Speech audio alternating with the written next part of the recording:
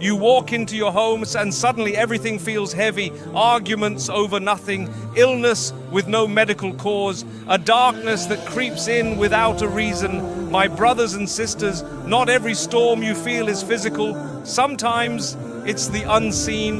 The evil eye, or Ain, is real.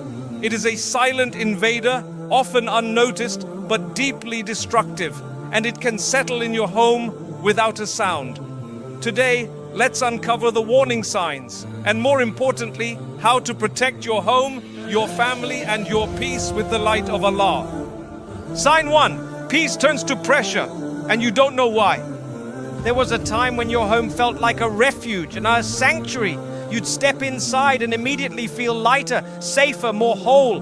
The atmosphere wrapped itself around you like a comforting blanket. The walls didn't just hold furniture, they held memories, laughter, moments of peace. You'd hear voices that soothed you, feel energy that calmed you, and know deep down that this was the one place in the world where your soul could rest. Even if life outside was chaotic, inside these walls was where everything made sense. The home carried warmth not just because of what was in it, but because of the people inside it. People who were once deeply connected, deeply loving, deeply at ease. Light lived there, not just from the lamps or the windows, but in the way your family treated one another.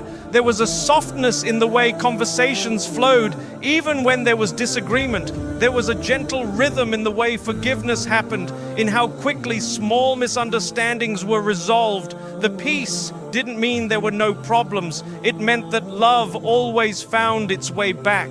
There was a calm between the chaos, a sense that you were all on the same side. Home wasn't just a physical structure, it was an emotional container, one filled with mercy, barakah, and unspoken unity. You used to look forward to coming back. After long days, tiring routines, the noise of the outside world, home felt like a retreat. You'd step through the door and breathe easier. You'd walk into rooms that knew your story, into the arms of people who didn't need explanations to understand you. It was a place where your shoulders relaxed, your voice softened, and your heart rested. Sitting together felt effortless. Conversations flowed, meals were shared, even the quiet moments, sitting beside each other in silence, carried comfort. The home didn't just hold you physically, it embraced your soul. And then something shifted, not all at once and not in a way that could easily be explained, but slowly, subtly, like a shadow creeping in at sunset. The warmth faded, the comfort started to crack. Tension began to replace laughter. Moments of joy became fewer. Now, conversations turn cold, words are sharp, patience is thin. Even the smallest inconvenience feels like a spark ready to start a fire. People who used to sit beside each other in peace now avoid eye contact. Arguments begin for reasons no one remembers. And instead of feeling embraced by your home, you feel like you're walking on eggshells in your own space. It's confusing because there was no disaster, no major incident, no obvious cause, just a shift, a change in energy, a sense of emotional distance. And what's worse is that you can't pinpoint the moment it happened. That's what makes it so painful. You remember the warmth, you long for the peace, but now all you feel is pressure, and you don't know why. You start asking questions in your mind. Is it just stress? Are we all tired? Have we changed? And while all of these may play a part, deep down something whispers, this feels spiritual. That's because it might be. Sometimes what feels like emotional disconnection is actually the result of spiritual disturbance. And the evil eye doesn't knock when it enters. It doesn't make noise. It doesn't shatter glass or move objects. It goes straight to the heart. It poisons the atmosphere. It creates friction where there once was love. It injects misunderstanding into the smallest exchanges. And the people inside begin to feel a growing wall, not made of stone but of invisible distance. People sleep under the same roof, but their hearts feel miles apart. The evil eye often enters through unguarded admiration. A friend sees your peace, your joy, your family's connection, and admires it without saying, MashaAllah. A visitor walks through your home and comments on its beauty without invoking Allah's name. A relative sees your comfort and feels envy, even if silently. And from that glance, from that word, from that heart, a spiritual arrow is fired. And if your home is unprotected, it enters quietly, fatally. And when it does, it doesn't damage your house. It damages what makes your house a home. The love, the mercy, the bond between hearts. It creates coldness. It causes people to pull away emotionally. It turns warmth into indifference. And worst of all, it makes you question yourself, your family, your choices, when really the problem came from outside. It builds confusion, it feeds frustration, and it grows in silence. So if your home has changed, if the atmosphere feels tense, if the people inside seem disconnected and you can't explain why, don't ignore that feeling. Pay attention, because sometimes what you're sensing isn't just emotion, it's a spiritual invasion. It's not a coincidence. It's not just life. It might be the evil eye. And if that's the case, then your fight is not with each other. Your battle is against something unseen. And your defense must begin with dhikr, dua, and the remembrance of the one who sees what you can't. Because this is not just tension. This is spiritual warfare. And your home is the battlefield. Sign 2, your health is fading, but the tests say you're fine. You wake up not with energy but with exhaustion. Your eyes open but your body feels like it hasn't rested. There's a weight on your chest, a dull ache in your joints, a tightness in your shoulders. It feels like you've run a marathon in your sleep, as if you've been battling something unseen all night. And this isn't just one day, it's been happening again and again. You try to brush it off. You tell yourself, maybe I'm just overworked and maybe I need more rest. But even when you sleep early, even when you take care of yourself, you still wake up feeling like something is wrong. So you do what anyone would do. You seek help. You visit the doctor. You explain the pain, the fatigue, the lack of motivation, the constant fog in your head. You go through blood tests, scans, treatments. You take supplements. You adjust your diet. You try to stay active, and still nothing changes. The results come back clean. The doctors say you're fine. You're healthy, they tell you, but you don't feel healthy. You don't feel fine. You feel drained, weak, disconnected from yourself. And it's in that silence, when the world gives you no answers, that the soul begins to speak. That quiet inner voice, often drowned out by noise and distraction, starts whispering, this is deeper than the body. This isn't just physical. Something unseen is affecting you. And that's when you start remembering what you once ignored. That not all pain has a worldly cause. That some wounds aren't visible. That some sicknesses begin with a gaze. The evil eye, or ayn, is not folklore. It is a truth confirmed by our Prophet, peace be upon him, who said, the evil eye is real. It is real because we as human beings are vulnerable. Our blessings can be admired, our energy can be envied, our beauty, our strength, our health, all of it can be seen and silently resented. And if that gaze is not followed with MashaAllah, if that admiration isn't guarded with remembrance of Allah, it can harm. And when it harms, it often doesn't come as a strike, but as a slow drain, a quiet depletion. It robs you of your energy, not in one moment, but over time. You start to feel distant from yourself. Things you used to enjoy now feel like burdens. You feel constantly tired even though you're doing less. You feel irritable, disconnected, lost, as if you're walking through life under a dark cloud. You want to be present with your family, but you feel distant. You want to focus in prayer, but your mind won't stay still. You want to be productive, but even the smallest task feels too big. And what's even more frightening is that it doesn't only affect you. The people in your home may be feeling the same. Your spouse might be facing constant fatigue. Your children might be crying more, getting sick more, sleeping less. There's a tension in the air, a kind of stillness that doesn't feel peaceful. It feels heavy, as if something is sitting over the house, quietly pressing down on every heart under that roof. And this harm may not have come from evil intention. Sometimes it comes from someone who loved you, someone who admired your strength, your beauty, your health, but forgot to protect their gaze. They didn't say mashallah, they didn't ask Allah to bless you. They simply looked, and that look was enough. Because envy doesn't need to be shouted. Sometimes it's quiet, sometimes it's unintentional, but it's always dangerous when left unchecked. The evil eye doesn't knock. It doesn't break windows or slam doors. It slips through admiration. It travels through unguarded hearts. And if your home is spiritually vulnerable, if there is no regular remembrance of Allah, no daily adhkar, no Quran being recited, then it finds space to settle. And once it settles, it touches what's most vital to you: your health, your energy, your ability to function and feel alive. And so you begin to shrink without realizing it. You don't laugh like you used to. You don't move like you used to. You cancel plans. You withdraw from people. You feel like a shadow of who you were, but you don't understand why. That is the moment to stop blaming your body and start protecting your soul, because the solution doesn't lie only in medicine.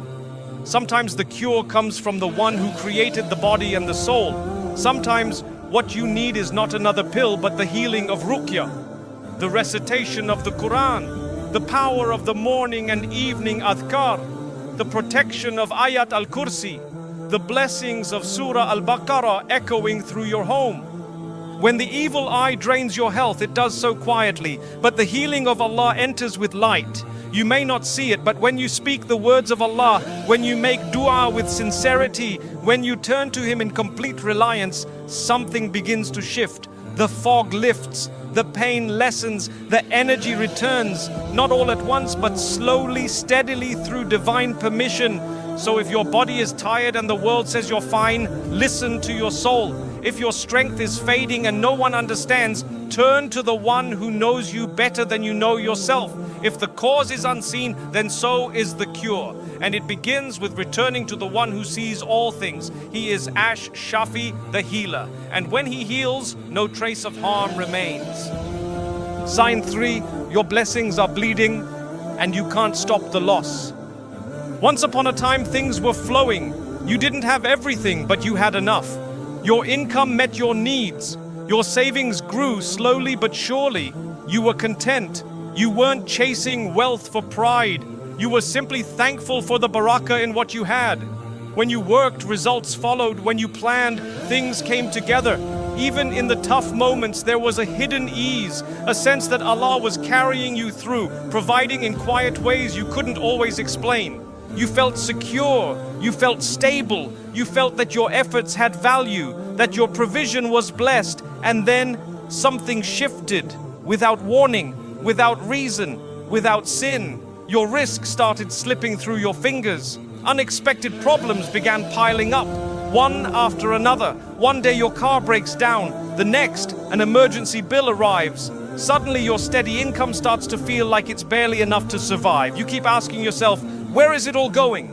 You review your spending, you double your efforts, you try budgeting again, you look for mistakes in your plans, but nothing explains it. You aren't spending recklessly, you aren't wasting, and still, it feels like your wealth is disappearing. Your hands are working, but the barakah is missing. You're doing everything right, but things keep going wrong, and the harder you work, the further stability seems to drift from you. That's when your heart begins to sense something that numbers can't explain. That maybe this is not just a financial issue, maybe this is spiritual. Maybe something unseen has landed on your blessings and is quietly bleeding them dry. The evil eye doesn't always show up with illness or conflict. Sometimes it strikes the most sensitive area of your life, your sustenance, your risk. Because risk is not just about income, it's about ease, it's about blessing, it's about Allah putting more in less, about feeling satisfied with small amounts, about your earnings stretching, your work bearing fruit, your days being productive. When the evil eye enters a home through envy, and even silent envy, it often begins to remove barakah before anything else. You're still getting paid, but it doesn't feel like a blessing. You still have food, but the taste of gratitude is gone. You buy things, but you don't enjoy them. You feel restless, uneasy, your heart constantly worried about the future. You see your income, but feel no peace. You see your possessions, but they bring no calm. You begin to feel like you're in a race, constantly catching up, never catching a break. The moments that used to feel full of Allah's mercy now feel tight, uncertain, unstable. You might even start to feel shame, as if this is your fault, as if maybe you're not working hard enough, not planning well enough, not smart enough, and the shaitan feeds that lie, so you blame yourself and forget that sometimes the source of your struggle is spiritual. And here's what makes it even harder. The person who caused it may not even know they did. The evil eye can come from anyone, a neighbor, a friend, a family member, even someone who loves you, but allowed their heart to gaze upon your comfort without remembering Allah. They saw your peace, your steady income, your good fortune, and though they never said anything harmful, they didn't say mashallah either. And in that moment of silent admiration, that something harmful was released. A glance, a thought, a spark of envy that reached your home before you ever knew it. The evil eye is subtle. It doesn't knock, it doesn't scream, it creeps. And when it finds a home that's spiritually vulnerable, where dhikr is forgotten, where dua is neglected, where the Quran isn't recited regularly, it settles. And it works quietly. It doesn't just take your money, it takes your contentment. It replaces clarity with confusion. It swaps peace for panic. It turns blessings into burdens. But here is the hope. Just as the evil eye enters silently, Allah's healing enters even more quietly, but with power no eye can stop.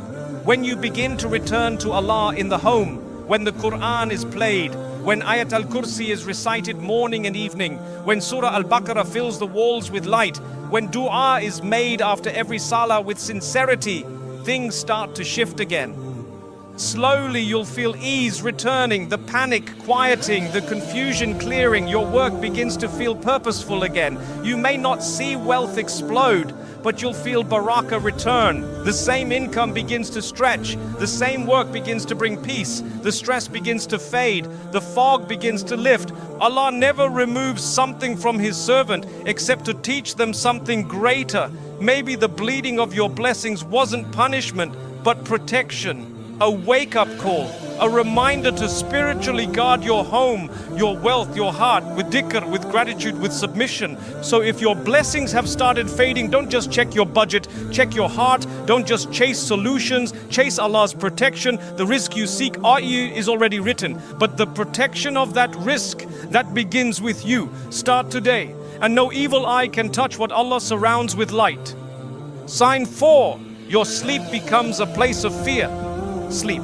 It's meant to be a divine pause from the world, a gift from Allah, a time when the body is still and the soul is entrusted to the care of its creator. Allah calls sleep a mercy, and rightly so, because during sleep we are disconnected from pain, from responsibility, from worry. The noise of the world fades, and we are left with nothing but stillness and surrender. For many, sleep is the only time they find true peace. But when the evil eye enters your home, even this sacred peace can be taken. It doesn't start loudly, it's subtle. You begin to feel restless at night. You toss and turn. You stare at the ceiling for hours, unable to drift off even though your body begs for sleep. You wake up multiple times for no reason. Your heart races. You sweat. You feel something heavy on your chest, like you're carrying unseen weight even while lying down. When you finally do sleep, the dreams come, strange, dark, intense, sometimes terrifying. You wake up confused, disturbed, heart pounding, not knowing what just happened. And then it becomes a pattern. It's not one bad night, it's every night. You start to fear bedtime. You feel anxiety the moment you lay your head on the pillow. You no longer close your eyes with calm. You close them expecting war, because your nights have become a battlefield. Not just for your body, but for your soul. In your dreams you see shadows, snakes, fire, faces you don't recognize. Sometimes you see yourself falling. Sometimes you see yourself running, but never reaching. Or worse, you feel frozen, trapped, screaming with no sound. These are not just dreams. These are warnings. And your soul, your Ra, knows it. It feels what your conscious mind cannot explain. And while your family sleeps around you, you lie awake, silently fighting what you cannot name. Soon it spreads. Your children begin waking up in fear, crying, panicking, running to you without reason. They don't understand what they saw. They only know something scared them. Your spouse wakes up agitated, complaining of disturbing dreams. Some nights no one in the house sleeps peacefully. The mood of the home begins to shift. Everyone feels tired, irritable, emotionally worn out. And the worst part, no one knows why. This is a sign. When sleep, something so natural, so essential, so healing, becomes so dark, you must start paying attention. Because not every nightmare is psychological, not every sleepless night is due to stress. Sometimes it's spiritual. Sometimes it's a symptom of something that's entered your home and begun to whisper in the night.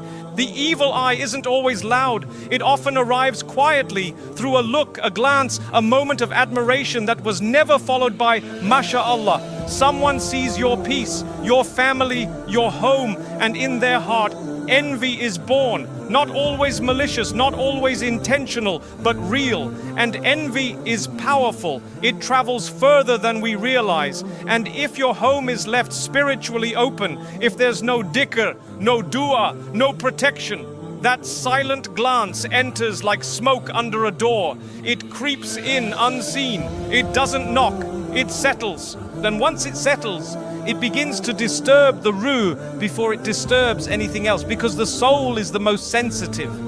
The body might feel fine, the mind might try to deny it, but the soul, it knows. It senses every presence, every energy, every spiritual imbalance.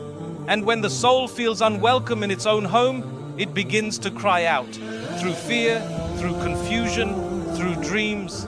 That's why we are taught to protect our nights. That's why the Prophet, peace be upon him, told us to recite Ayat al-Kursi before we sleep, to say the morning and evening adhkar, to seek refuge in Allah from the envy of the envious and the harm of what He created. That's why Surah Al-Mulk is to be read every night, because it is a shield, a light, a fortress that no evil can pierce. Sleep is sacred. It is when the soul returns to Allah. It is when the heart resets, when rest becomes restless, when dreams become disturbing, when the night becomes heavy. You are being shown something, not to frighten you, but to awaken you. And it's not too late. The nightmares can end, the fear can fade, but you must invite Allah's light back into your home. Play the Quran in your room before sleep. Make wudu before you lie down. Place your trust in Allah with every breath you take before surrendering to sleep. And teach your family to do the same, not out of superstition, but out of spiritual intelligence. Because we are not just bodies, we are souls wrapped in flesh, and our souls need protection just as much as our homes need locks. If your sleep has become a battlefield, don't try to fight it alone.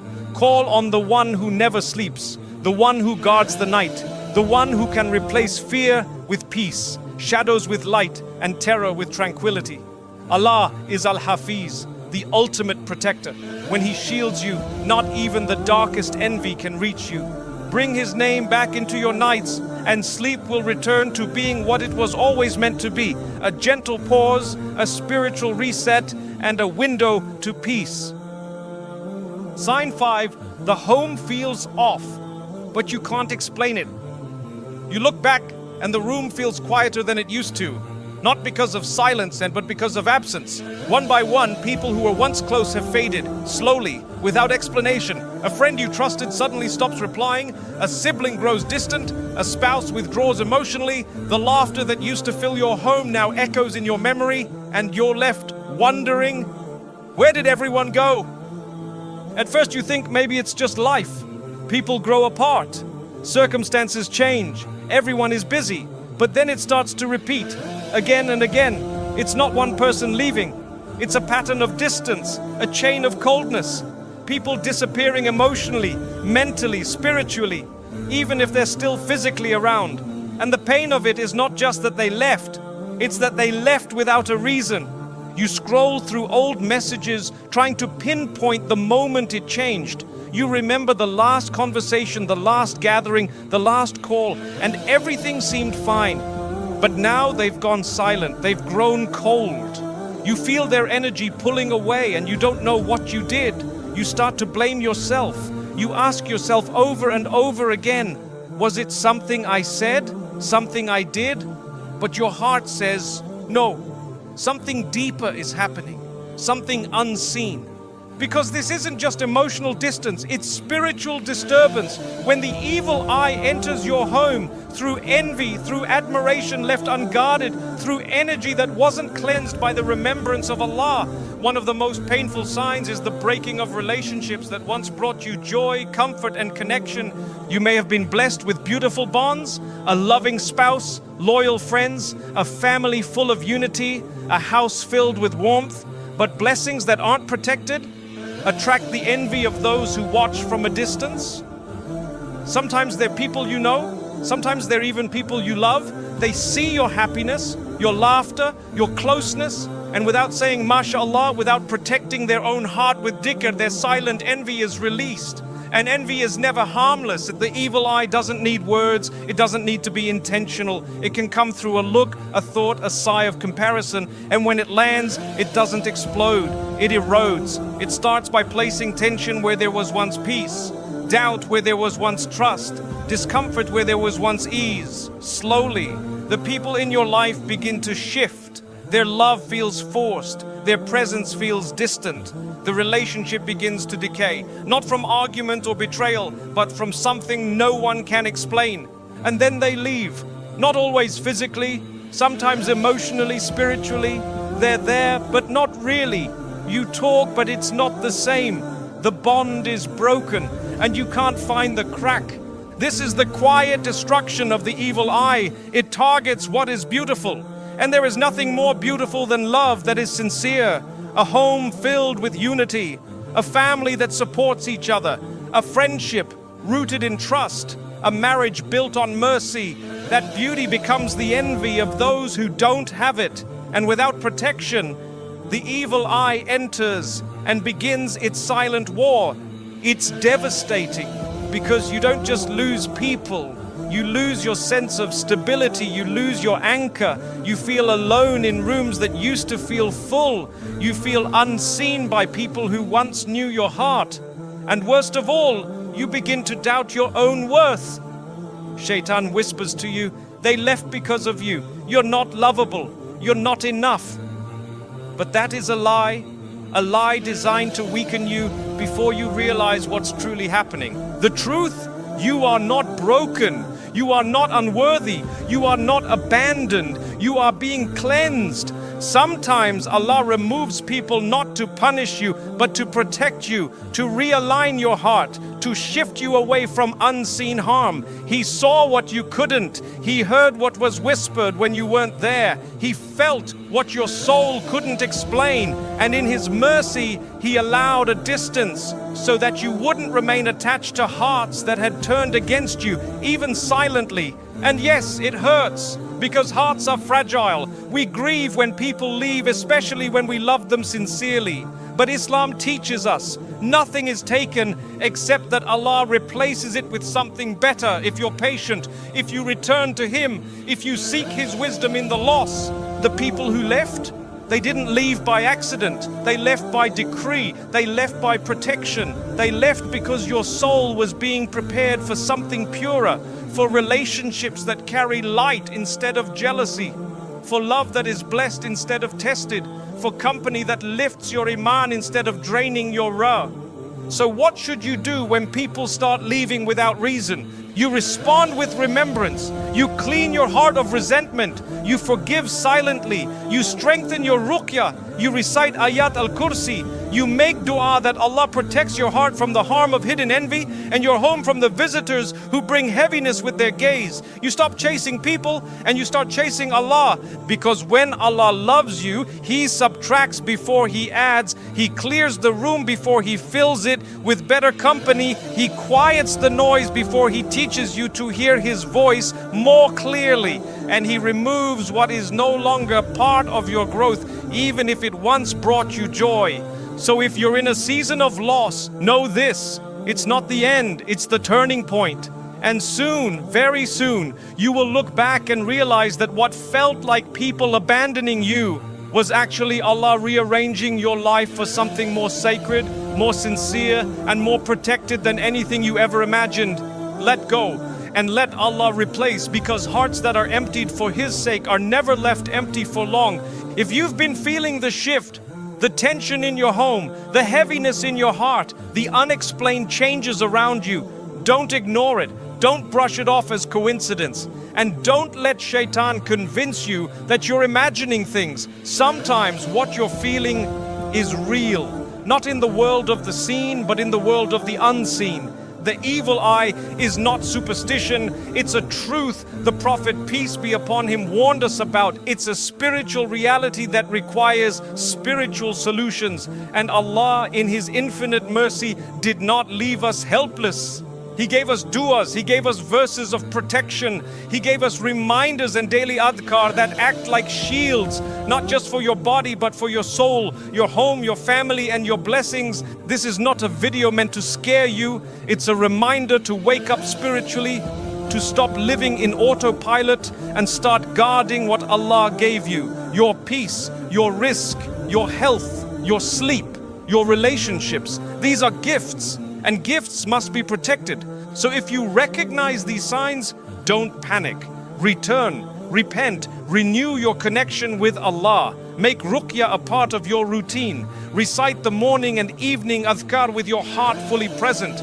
Play the Quran in your home. Speak Allah's name before speaking about your blessings. Say MashaAllah often.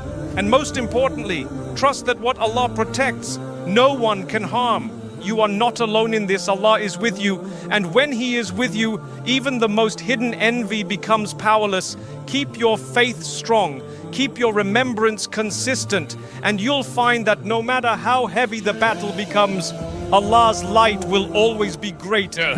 May Allah protect your home, your heart and your soul from every evil, seen and unseen. Ameen.